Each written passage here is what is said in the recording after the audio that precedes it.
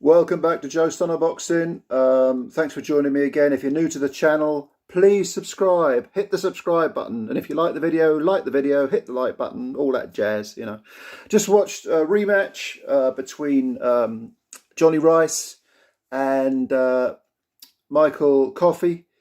The first fight between them ended in a 5-round TKO for Rice, and this one was a points decision. Wide, I had it 98-92. I think one guy had it 99-91, and the other two had it 97-93. Good cards, good cards. But I like that the fight was one of those grueling.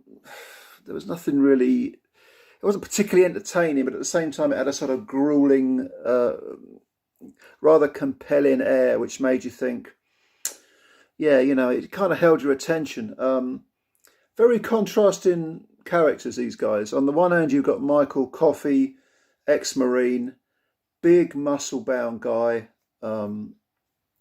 Reminds me a bit of Mike Williams from the 80s. Brief contender in the 80s until he got exposed by Buster Douglas, who knocked him out in 7. Big muscle-bound guy, being groomed for stardom, but weren't going to make it. Didn't surprise me that Rice won this fight.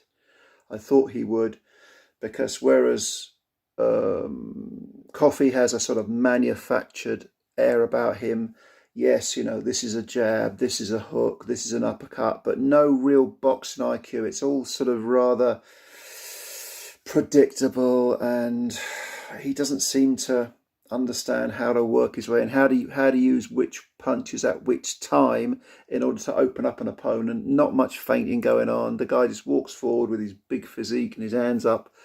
And against someone like Rice, who does have natural talent, that's not going to be enough. Now, Rice reminds me a little bit of Ray Austin, because he's got, you know, remember Ray Austin from 20 years ago, 15, 20, 25 years ago, maybe, I don't know, late 90s, early hundreds. Ray Austin was a guy who lost a lot of fights, but you could tell he had natural talent, and he wasn't always the most dedicated fighter. He wasn't always the most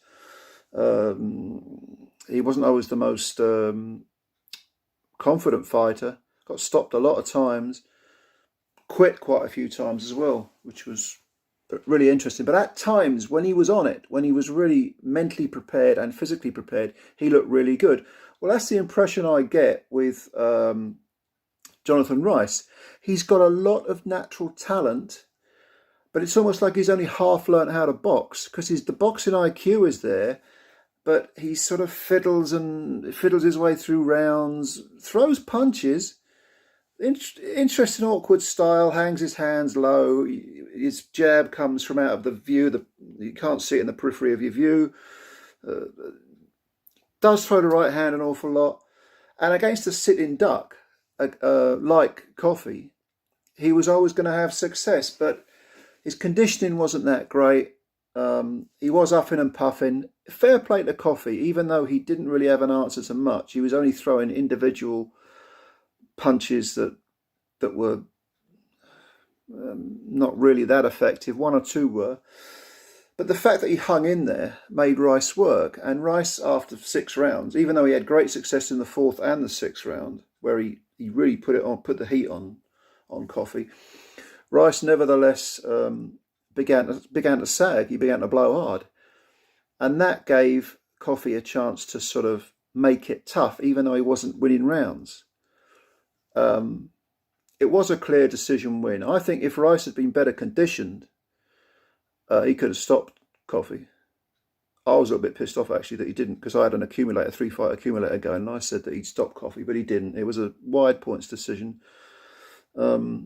Afterwards, very funny post-fight interview from Jonathan Rice. He was asked about what's next. He said, well, I listened to my mother. My mother told me it would be a grueling fight. I'm going to try and make her a grandmother this year, even though I haven't got a girlfriend or something, some shit like that.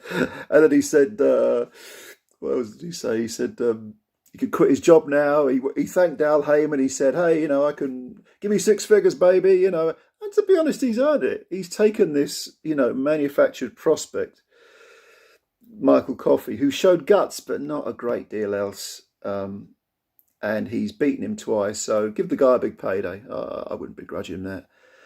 But did you see this fight?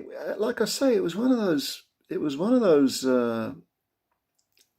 sort of absorbing but not exciting fight. You know what I mean? You got two guys. You felt like there could be a knockout at any point, but the actual action itself wasn't that exciting. It's a strange one. But where does Michael Coffie go from here? He's 35. He didn't put on a pair of gloves, so I read, until he was 30. He doesn't look like a boxer to me. He looks like a totally fabricated, constructed, rather robotic, sort of almost like he's posing as a boxer, and doesn't have much of a boxing IQ. And it's a shame about Rice, because he could have done more with his career. He's in his mid-30s as well. But Rice, I think, has earned a big payday now. Come on, Al Heyman, give him a big payday. You know, the man's earned it. But it was all right. It was an okay fight. Take a look at it. It'll probably be on, I don't know, YouTube or Daily Motion or whatever. Have a look at it, see what you think. Leave your comments below. Again, if you could subscribe to the channel, I'd love that. Thank you very much for your support, as always. And I'll catch you again later. Take care of yourselves.